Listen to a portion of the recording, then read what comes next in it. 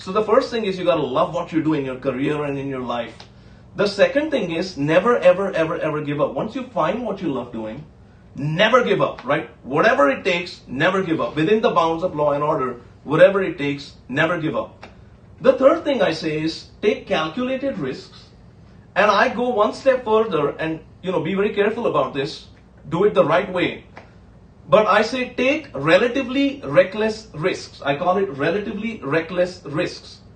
And you need a certain type of mindset, a certain type of intensity towards what you're trying to achieve to take those relatively reckless risks in a consistent basis and then never give up on those directions that you take when you take those relatively reckless risks, right?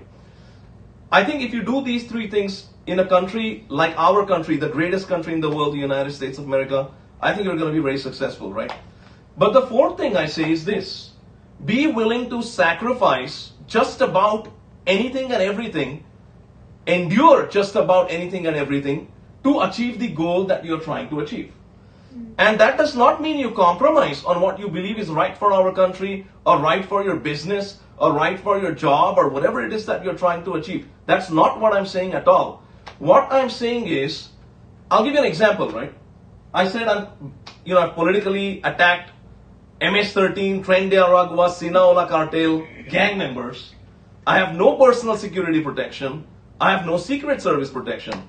So I said to myself, I said this a long time back, right? I said, I know I'm taking on these gangs and cartels, which means like politically fighting against these gangs and cartels.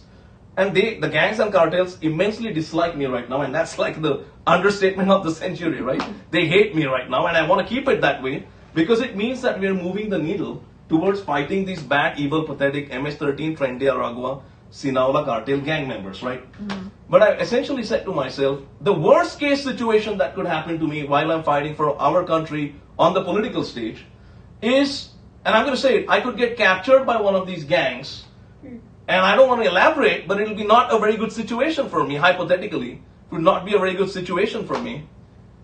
And then I will succumb, and I will probably want to say not exist, right? Let's put it that way. And I said, if that's the worst case situation our country is worth fighting for, I'm ready to endure that.